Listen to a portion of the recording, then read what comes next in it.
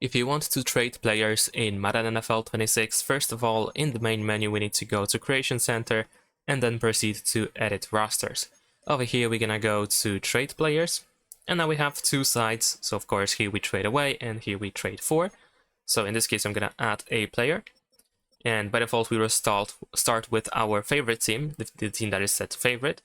And if you want to change a team, you can hold L2 on PlayStation controller or left trigger on Xbox controller. So let's say I'm gonna stick with Dolphins in this case, and let's say I want to trade this player.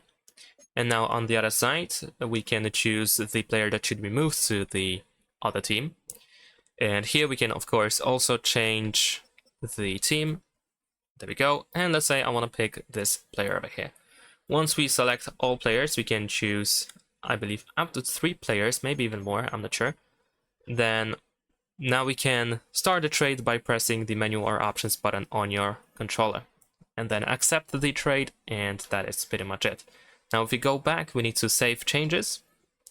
So you might want to create a new file, for example. And that's pretty much it. Thanks for watching, leave a like and subscribe.